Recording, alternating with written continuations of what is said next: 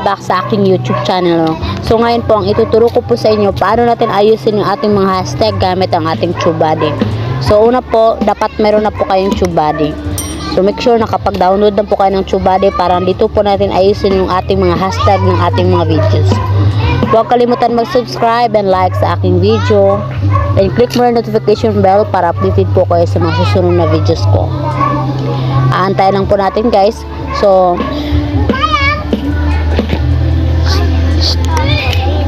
nandito na tayo guys ha.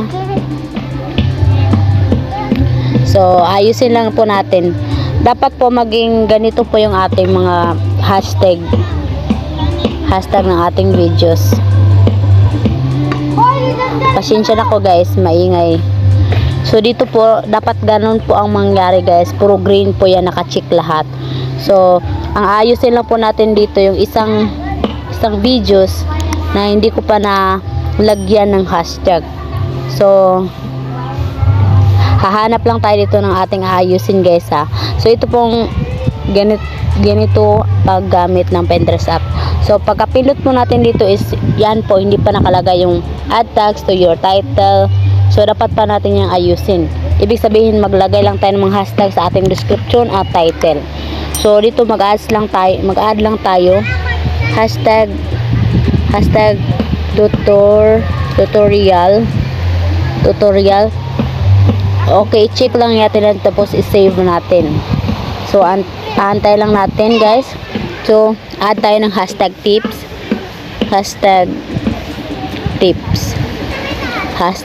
Yan po yung hashtag tips natin. So i-check lang po natin yan tapos okay na po yan guys ha. So pagkatapos punta lang tayo dun sa ating YouTube studio. Pagka punta po natin ng ating YouTube studio, make sure mayroon na po kayong YouTube studio. Antay lang po natin guys kasi medyo loading. So dito po, ito po yung another account ko. Sana po mag-subscribe din kayo dito sa aking isang account guys. Para po updated po kayo. Dito po nagbibigay din po ako ng mga tips. So ito pala yung ating isang YouTube channel. So pindutin lang po natin yung ating content. So makikita natin dito paano gamitin ng Pinterest. Ito po yung tinutukoy ko na ayusin natin yung hashtag. Paano po pag ayos ng hashtag? So pindutin lang po natin yung parang pencil tapos hashtag tips. Hindi kasi okay yan eh. So maglagay lang tayo ng isa dyan. So okay na. So pindutin na natin ang save. Ganyan lang natin para makita natin kung okay na ba talaga. So punta lang tayo ulit dun sa ating Pinterest.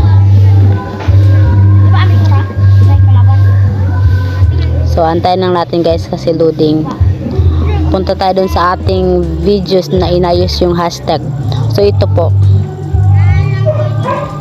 yung ayusin natin ang hashtag.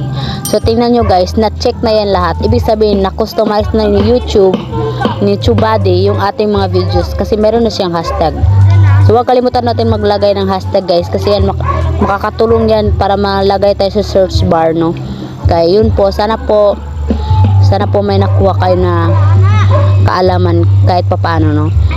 Wag na kayong magpatumpik-tumpik na mag-subscribe na kayo kasi dito po nagbibigay tayo ng mga tips about the TubeBuddy, about paano dumami ang subscribers.